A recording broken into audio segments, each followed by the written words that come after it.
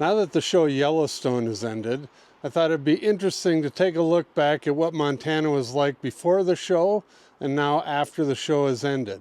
Obviously, the show overlapped with the pandemic, but you might be surprised at how much both of these events have changed Montana and what it's done to the state.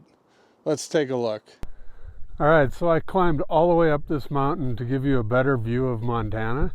So the least you can do is subscribe to our channel. And when you do, don't forget to hit the little bell and you'll be notified every time we make a new video about Montana. For those of you that have been watching my channel for a while, you might remember that a couple years ago, I went down and I was actually an extra on the show Yellowstone.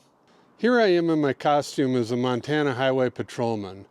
The reason I did it was because I wanted to see the ranch in person, and that was the only way you could get out there. The reason I'm telling you this is because I was amazed at the amount of money that they spent on the show and the amount of money I saw spent just the 5 days that I was there. So during those 5 days, we filmed at a hotel in Missoula one day. The next day, we filmed at the Missoula County Courthouse, which was supposedly supposed to be the Montana State Capitol. It was when they inaugurated John Dutton on the steps of the supposed Capitol. And then the other 3 days were down at the ranch. And during those 5 days that I was filming, I was amazed at the amount of money that was spent on this show. There had to be at least 1,000 people working on the show, whether it was caterers, the cameramen, the people that were directing all of the extras. There was 300 of us extras. And just for the extras, they were paying, I got paid $350 a day, which is not, huge money, but it was kind of covered the cost of going down there. And then obviously the main actors, Kevin Costner and the other ones, they were getting way more than $300 a day, but it was just stunning the amount of money. I don't know how that pencils.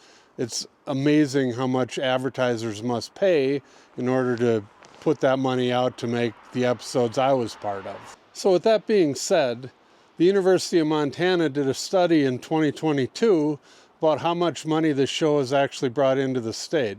Let me show you what they found. So here's what they have online for this study. The study found that the combination of visitor spending and film production spending associated with the production of Yellowstone in Montana resulted in $730.1 million in spending to the state's economy, $44.5 million in state tax revenues, 10,200 plus jobs across a wide spectrum of industries, including both tourism-related and other industries, $376 million in income received by Montana households, roughly $1.1 billion in output or gross receipts of Montana businesses and non-business. It says in 2021 there were 1 million visitors to Montana who decided to visit as a result of the show.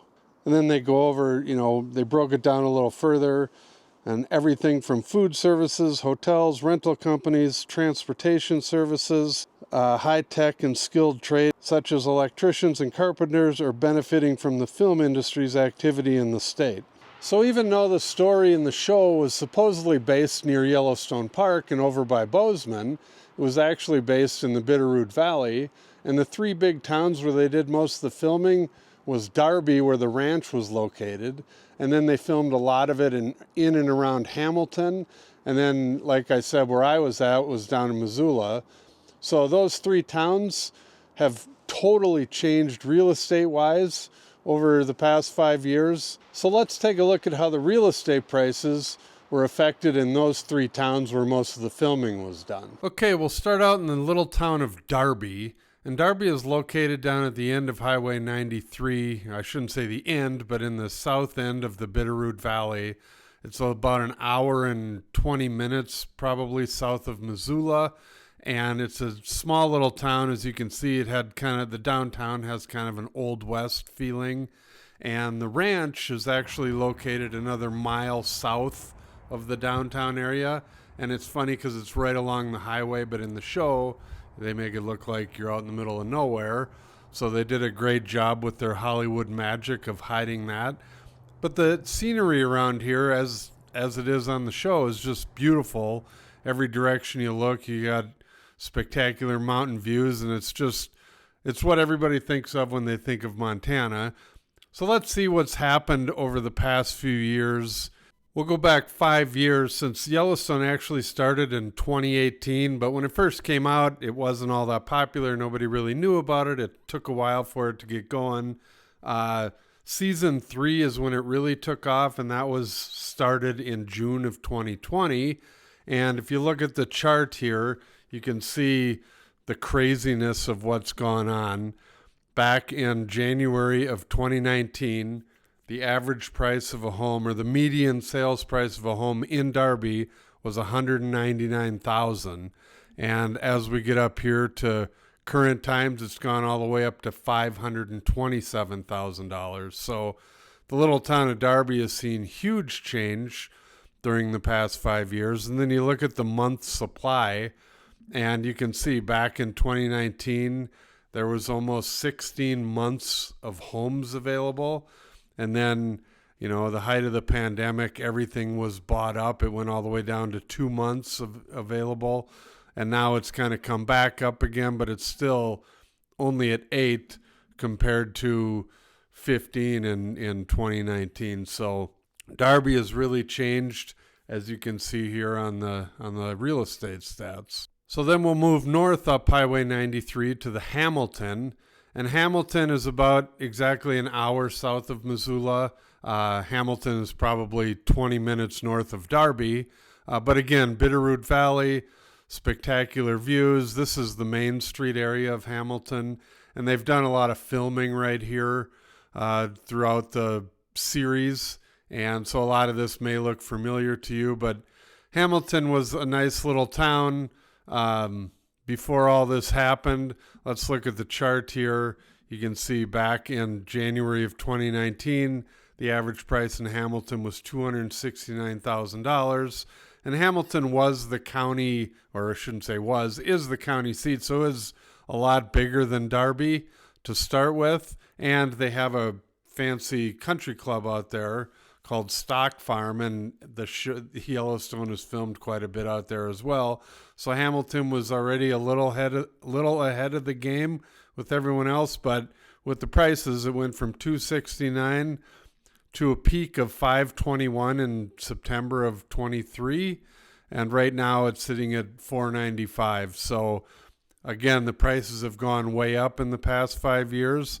And then if you look at the supply in Hamilton, same thing. You got this huge curve where Hamilton had only just under 8 months supply of homes back in 2019. It went all the way down to 1.5, and now it's got back up to 4. So like Darby, there's about half the homes available right now than there was at the beginning of 2019. And then finally, we'll take a look at Missoula. Missoula is the biggest town of these three. Missoula has the University of Montana. It's got close to 80,000 people that live in Missoula. It's probably higher than that now. Missoula's always been kind of the hub of western Montana because of the college and just the size of the town and all the industry and stores that are there. It's, always drawn people in, has the interstate running right through the middle of it. So Missoula started out much bigger than those other two towns, but as far as prices go, it's the same story. In 2019, the average or the median sales price in Missoula was $297,000, and it's gone all the way up to $562,000, which is some huge growth over the past 5 years. And if we look at the supply of homes, same thing, 2.9 months back in 2019, down to less than a month in 2022, and now it's back up to 3.2. So Missoula has had a little more recovery than the other two, and it just goes to the size of Missoula and the amount of people that are there, and all of the homes, as we've seen and talked about on this channel. This year we're finally starting to get a lot more new construction that's being finished up and a lot more homes that are hitting the market. And that explains why Missoula has over 3 months supply now compared to 2019 when they were just under 3. There's just been a lot more recovery here in Missoula. So as you can see, Montana has changed greatly over the past 5 years. Was it all because of the show? Probably not, but it had a huge impact on the state. So I always found it funny that on the show they talk about how all these new people and how all this growth is ruining Montana, but yet the show has contributed to a lot of this growth. So let me know what you guys think in the comments. I'd be curious to hear your take on how much effect this show has had on Montana. I hope you enjoyed this little breakdown of the show Yellowstone, and we'll see you soon for our next video. Thank you for watching our video. Please call, text, or email for more information, and don't forget to watch our other videos about Montana.